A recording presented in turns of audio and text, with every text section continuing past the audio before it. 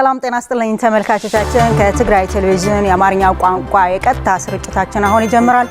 ከዜናዎቹ ጋር ማዕድ ኃይለም።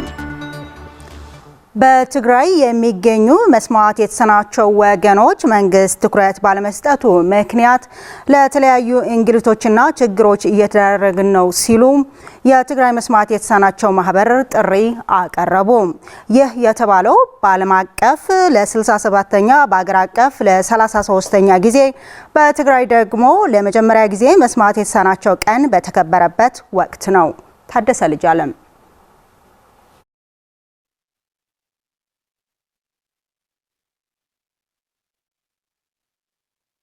የምልክት ቋንቋ ከሌለ መስማት የተሳናቸው ወገኖች ሰብአዊ መብት አይከበርም በሚል መሪ ሐሳብ በዓለም አቀፍ ደረጃ ለ67ኛ ጊዜ በአገር አቀፍ ለ33ኛ ጊዜ በትግራይ ደረጃ ደግሞ ለመጀመሪያ ጊዜ መስማት የተሳናቸው ቀን በመቀለ ከተማ በትግራይ መስማት የተሳናቸው ማህበር አማካኝነት ተከብሯል። በመድረኩ የተገኙት የትግራይ አካል ጉዳተኞች ማህበር የቦርድ ሊቀመንበር አቶ ዮናስ ጊዴና የትግራይ መስማት የተሳናቸው ማህበር ተወካይ አቶ አውት ተክለማርያም በትግራይ የሚገኙ መስማት የተሳናቸው ወገኖች መንግስት ትኩረት ባለመስጠቱ ምክንያት ለተለያዩ እንግልትና ችግሮች እየተዳረጉ መሆኑን ገልጸዋል። በተለይም በትምህርትና በጤና ዙሪያ ላይ የሚደርስባቸው ችግር ለመፍታት መንግስት የምልክት ቋንቋ ላይ ትኩረት ሰጥቶ ሊሰራ ይገባል ሲሉ አክለዋል።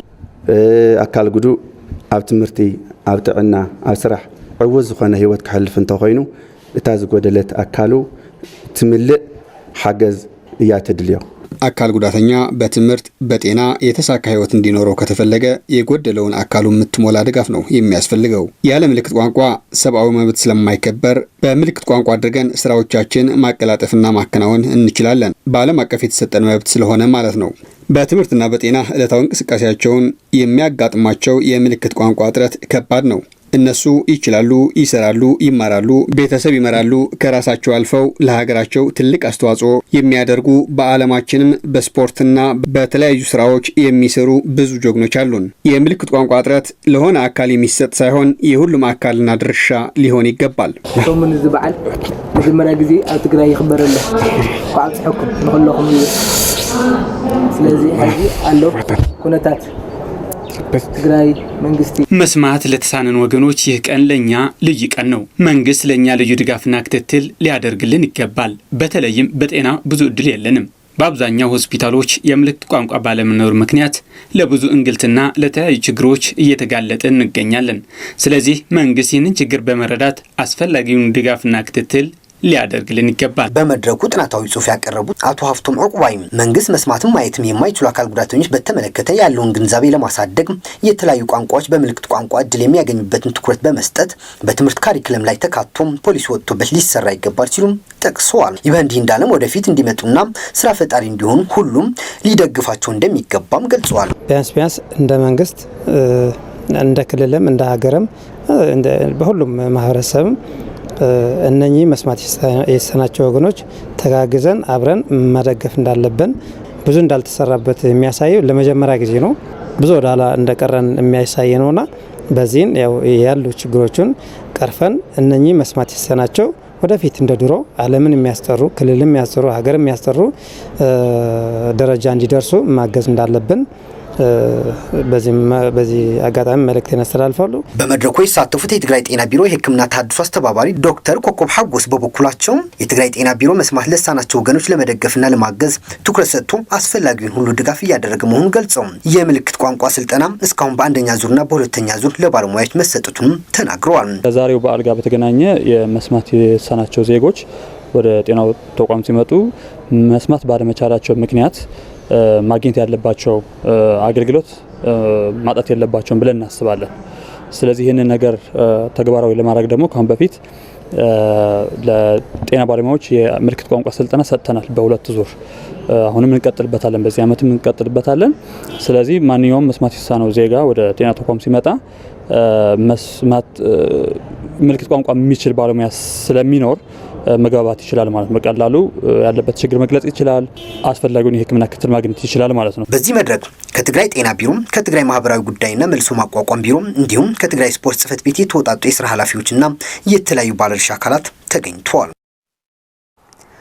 መስፍን ብረታ ብረት ኢንጂነሪንግ የብራንድ ለውጥ በማድረግ ዘመናዊነትን የተላበሰ ስራን ለመስራት መዋቅር መዘርጋቱን አስታወቀም።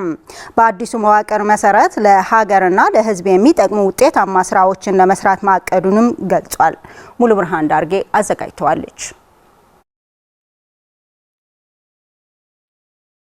መስፍን ኢንዱስትሪያል ኢንጂነሪንግ መንግስታዊና መንግስታዊ ያልሆኑ አካላት እንዲሁም ከተለያዩ አካባቢዎች የመጡ ታዳሚያን በተገኙበት ይፋዊ የብራንድ የመቀየር ስራ ማካሄዱን ይታወሳል። ተቋሙ በአዲስ አሰራርና በአዲስ መዋቅር እንዲሁም በአዲስ ብራንድ መምጣቱን ተከትሎ ከሰራተኞቹ ጋር ባካሄደው መድረክ ተገኝተው ንግግር ያደረጉት የተቋሙ ማኔጂንግ ዳይሬክተር አቶ ተሰማ ጊዴ በትግራይ በነበረው ጦርነት ሰራተኞቹ ከባድ ስነ ልቦናዊና ስነ አእምሮአዊ ጉዳት እንደደረሰባቸው የገለጹ ሲሆን ተቋሙ ይህንን ሁሉ ግፍና መከራ ተቋቁሞ ትግራይን መልሶ ለመገንባት በሚደረገው ሁለንተናዊ ጥረት የበኩሉን አስተዋጽኦ እያደረገ መሆኑን አውስተዋል። በሰንኪያ ትግራይ አጋጥሞ ዝነበረ ኩናት ናይ ህዝብ በትግራይ አጋጥሞ በነበረው ጦርነት ሳቢያም ተቋማችን ከፍተኛ የሆነ ጉዳት አስተናግዷል።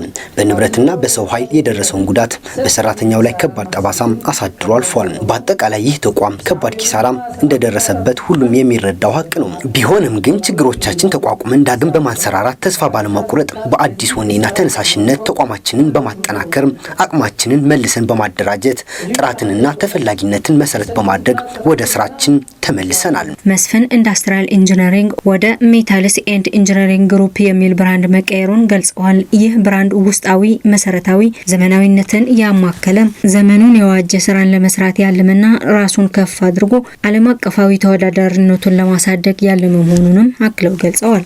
ስለዚህ ሆነ ዝመዋቅራው ምትዕራይ በሲስተም ተጠናከር ግድን ይሁን መዋቅራዊ አሰራራችን በማስተካከል መስፍን ኢንዱስትሪያል ኢንጂነሪንግ ወደ መስፍን ሜታልስ ኤንድ ኢንጂነሪንግ ግሩፕ ብራንድ ቀይረናል። ይህም የራሱ መጠሪያ ሊኖረው ግድ ስለሆነ በመሆኑም በአዲስ መልክ ዘመኑን የሚፈልገው ዘመናዊ ስራዎችና ግብአቶችን በመጠቀም በዓለም ደረጃ ታዋቂ የሆነ ተቋም በማድረግ ለአገርና ማህበረሰብ ጠቃሚ ስራን ለመስራት ጥረት እያደረግን እንገኛለን። ማኔጂንግ ዳይሬክተሩ በቀጣይ የተያዙ እቅዶች በስፋት ለመስራት ማቀዳቸውን የገለጹ ሲሆን በተያዘው የ2018 ዓመተ ምህረት በጀት ዓመት ሙያዊ ብቃትን መሰረት ያደረገ ስራ ለመስራት ዋና ትኩረት እንደሚሆንም አስታውቀዋል። ንካልኦት ብዝዕስል ደረጃ ብዝተዓጻጸፈ አገባብ ለመስራት ቃላቲና ሌሎችን በሚያረካ መልኩ ተጣጣፊ የሆነ ስራን ለመስራት ቃል ገብተናል። በዚህ ዓመት ብቃትን መሰረት ያደረገም ሙያ ተኮር ስራዎችን ለመስራት በርካታ እቅዶች ይዘናል። ለዚህም ነው መዋቅራዊ አሰራራችን ያስተካከል ነው። ስራ አጥ ወጣቶችን ስራ በመፍጠር አምራች እንዲሆኑ የመንግስት ድርሻ የላቀ መሆኑ ወጣቶች ገለጹ። ወጣቶች ወደ ስራ በማሰማራት ሀገርን ለመገንባትና በተለይ የትግራይ መልሶ ግንባታ ለማረጋገጥ በስልጠናና በፋይናንስ የታገዘ ስራን በመስራት ወጣቱን ማበረታታት እንደሚገባም ጠቁመዋል። አሁንም ሙሉ ብርሃን ዳርጌ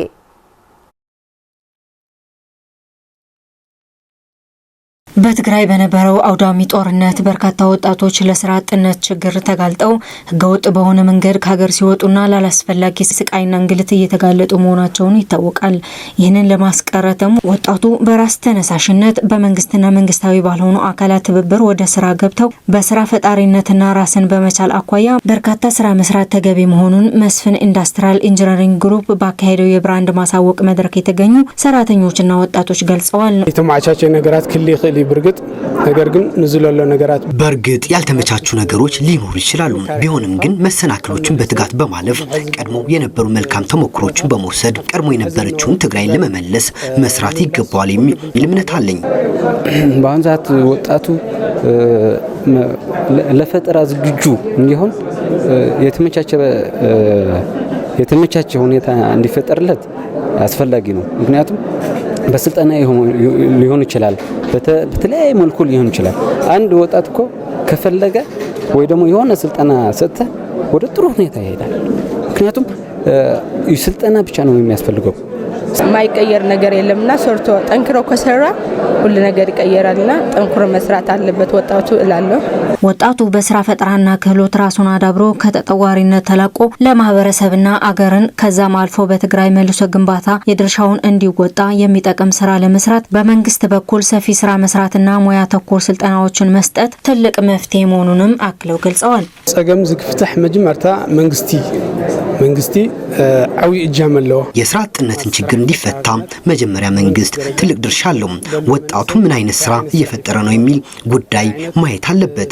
ስራ አጥነት ብቻ ሳይሆን ሰላም ዋነኛ ጉዳይ መሆኑን ማየት አለበት። አዳዲስ ፈጠራዎችን በማበረታታት ዙሪያ መሰራት ይኖርበታል። ወጣቶቹ አክለው መንግስትና መንግስታዊ ያልሆኑ አካላት በመቀናጀት ወጣቱ አምራቹ ኃይል እውቀቱንና ጉልበቱን ተጠቅሞ ነገን በማለም ስራ አጥነትን በመቀነስ ረገድ የበኩሉን እንዲወጣ ሁኔታዎችን ማመቻቸት እንደሚገባም ጠቁመዋል።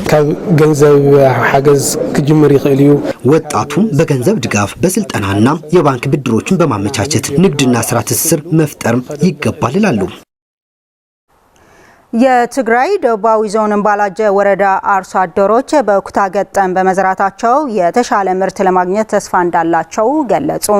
አርሶ አደሮቹ ይህንን የገለጹት ከዞኑ 10 ወረዳዎች የተውጣጡ የእርሻ ባለሙያዎችና አመራሮች በእምባላጀ ወረዳ በኩታ ገጠም የተዘሩ የስንዴና ማሽላ አዝርዕቶች በጎበኙበት ወቅት ነው። ለሀፍቱ ብስራት ዘገባ ታሪክ ፍስሐ ታቀርበዋለች። ከትግራይ ደቡባዊ ዞን 10 ወረዳዎች የተወከሉ የእርሻ ባለሙያዎችና አመራሮች እንዲሁም ሌሎች የህብረተሰብ ክፍሎች በዞኑ በእምባላጀ ወረዳ ውስጥ በኩታ ገጠም የለሙ የስንዴና ማሽላ ዝርዕቶችን ጎብኝተዋል። የእምባላጀ ወረዳ አርሶ አደሮች በሰጡት አስተያየት በ2017 እና 2018 ዓ.ም የምርት ዘመን የእርሻ ግብዓቶችን በተገቢ መንገድ በመጠቀም በኩታ ገጠም ካለሟቸው የስንዴ ምርጥ ዘሮች የተሻለ ምርት እናገኛለን የሚል ተስፋ እንዳላቸው ይገልጻሉ። በመስመር ድምልኾቶም ኺላታት መጾም ሐገዝ ለሆና የሚመለከታቸው ባለሙያዎች መጥተው ሙያዊ ድጋፍ በሚሰጡን መሰረት በመስመር ነው የዘራ ነው። እንዲሁም ከዩኒየን ጋር የተያያዘ አንበባ አጽላ የሚባል ማህበርም አለ እና ባሮ የሚባል ምርጥ ዘር ድጋፍ አድርጎልናል። እሱን የዘራ ነው። ስለሆነም ደግሞ ሰብሎቻችን አሁን ጥሩ ሁኔታ ላይ ስላሉ ጥሩ ምርት እናገኛለን የሚል ተስፋ አለን። አምናም ይሁን ዘንድሮ በመስመር ነው እየዘራን ያለነው። ማዳበሪያም ተጠቅመናል። ማሳይ ጥሩ ሁኔታ ላይ ነው ያለው። እናም ደስ ብሎኛል። የተሻለ ምርት እሰበስባለሁ በየማስባለሁ። በቀጣይ ወደ መካናይዜሽን እንዲሸጋገሩ የሚመለከታቸው አካላት ድጋፍ ያደርጉላቸው ዘንድም አርሶ አደሮቹ ጠይቀዋል። በኩታ ገጠም አዝርዕቶችን በማልማት የተመዘገበው ውጤት አበረታች መሆኑን በተግባር በማሳየትና በማጠናከር የምግብ ዋስትና እንዲረጋገጥ ኃላፊነታቸው እንደሚወጡ የገለጹት ደግሞ የትግራይ ደቡባዊ ዞን አስተዳዳሪ አቶ ዝናቡ ገብረመድህን ናቸው። የትግራይ ግብርናና ተፈጥሮ ሀብት ቢሮ ኃላፊ ዶክተር ኢያሱ አብርሃ በበኩላቸው አርሶ አደሮች አዝርዕታቸው በኩታ ገጠም እንዲያለሙ መደረጉንና ይህንን ዘዴ በቀጣይነት በማስፋፋትም ምርታማነት ለማሳደግ እንደሚሰራ ተናግረዋል። እርሻና ልዝምን መሆኑ ሪና አለና እርሻችን መዘመን እንደሚችል አይተናል። የሻል ምርት ለመሰብሰብ ብዙ ስራዎች እየሰራን ያለነው። ለምሳሌ በመስኖ ላይም ቢሆን ስንዴ ገብስ በማልማት የጎደለንን እንሙላ ብለን እየሰራን ነው። በትግራይ ደቡባዊ ዞን በክረምት የሚዘራ ምርት ማሳደግ ብቻ ሳይሆን በበጋ ወቅትም መስኖ በመጠቀም ምርታማነትን ማስፋፋት የሚያስችሉ በእርሻ ምርምርና የግል ባለሀብቶች የሚያበረታቱ ስራዎች እየተሰሩ እንደሆነም ተገልጿል። በላዕላይ ማይጨው ወረዳ በአዝርዕት ከተሸፈነው 14000 ሄክታር የሚታረስ መሬት ከ250,000 ኩንታል በላይ ምርት ለማግኘት መታቀዱን የወረዳው የኢኮኖሚ ዘርፍ ጽሕፈት ቤት ገለጸም። የወረዳው አርሶ አደሮች በክላስተር ተደራጅተው የዘሩት ምርጥ ዘር ቁንጮ ጤፍ በተሻለ ደረጃ ላይ በመሆኑ ለቀጣይ የዘር እጥረት ችግርን ለማቃለል የራሱ ድርሻ እንዳለው ገልጿል። ለመርሃዊ ተስፋይ ዘገባ ብርቱካን ጌታዬ።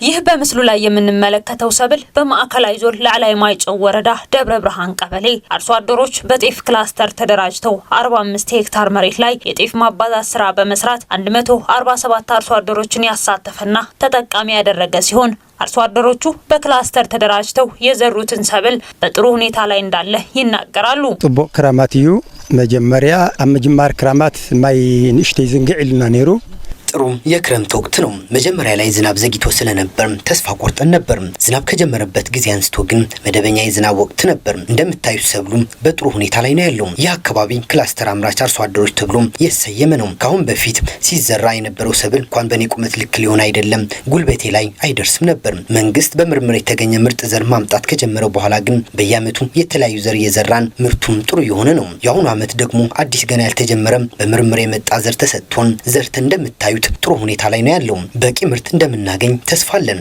ከሄክታር 25 ኩንታል አገኛለሁ ብዬ አስባለሁ። ዕዳጋ ብምትእሳር ሕዚ ብማሕበር ዝተወደብና ኢና ንሕና ሓደ ተውዚን የዘርኢ ሙሉ ናብ ማህበር ይዛቱ ገበያ በማስተሳሰር ረገድ እኛ በማህበር የተደራጀን ስለሆን ምንም ችግር የለብንም።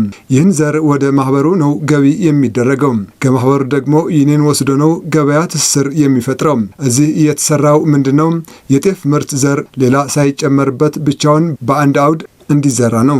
በላዕላይ ማይጨው ወረዳ 14149 ሄክታር መሬት የሚታረስ መሬት እንዳለው ነው የሚነገረው። ከዚህም ከ50 በመቶ በላይ የሚታረስ መሬት በጤፍ ክላስተር ለመሸፈን እቅድ መያዙንም ይገለጻል። በአጠቃላይ የወረዳው የሰብል ሁኔታ ምን እንደሚመስል የዘርፉ ባለሙያዎች ከዝግጅት ክፍላችን ጋር ባደረጉት ቆይታ ገልጸዋል። ጣላ ዘለና ታራስ መሬትና ከምታያ ደብረ ብርሃን 326 ለልና ካውዚ 82% በጣፍ ተሸፈነ እዩ። በአጠቃላይ እንደ ደብረ ብርሃን ቀበሌ ያለን የሚታረስ መሬት 326 ሄክታር ነው። ከዚህ ውስጥ በመቶ የሚሆነው በጤፍ የተሸፈነ ነው። ከዚህ ውስጥ ደግሞ 270 በላይ የሚሆነው በክላስተር የሚያመርቱ አርሶ አደሮች የተሸፈነ ነው። ወደ 924 አርሶ አደሮች ተጠቃሚ የሚያደርግም ነው። ጤፉም ጥሩ ነው ያለው ከሄክታር 19 ኩንታል ጤፍ ለማግኘት ነው እቅዳችን። ከም ወረዳ ዘለና ተሐራሳ ማለት ናካ 14149 ሄክታር እዩ። እንደ ወረዳ ወደ 14149 ሄክታር መሬት የሚታረሳለን። 99 በመቶ የሚሆነው በአዝርዕት ተሸፍኗል። 50 በመቶ የሚሆነው ደግሞ በጤፍ ክላስተር ተብሎ አርሶ አደሮች ተደራጅተው ተጠቃሚ የሚሆኑበት አብዛኛው በጤፍ ተሸፍኗል። እንደ ወረዳ ቢያንስ በዘር ራሳችንን የምንችልበት መንገድ ትኩረት ሰጥተን እየሰራ ነው። ከ250 ሺህ ኩንታል በላይ ምርት ለማግኘት ተስፋለን። በ2017 ዓመተ ምህረትና በ2018 ዓመተ ምህረት የምርት ዘመን በተለያዩ የትግራይ አካባቢዎች እየታዩ ያሉ የሰብል ሁኔታዎችን ስንመለከት ጥሩ ደረጃ ላይ ያሉና አርሶ አደሩ ምርትና ምርታማነቱን በማሳደግ ራሱን በምግብ ለመቻል የሚያስችል ሁኔታ አመላካሽ መሆኑ ያሳያሉ። ተመልካቾቻችን ለሰዓቱ ያዝናቸው ዜናዎቻችን በዚህ አበቁ። ከቀሪው የትግራይ ቴሌቪዥን ፕሮግራሞች ጋር መልካም ቆይታ ይሁንላችሁ።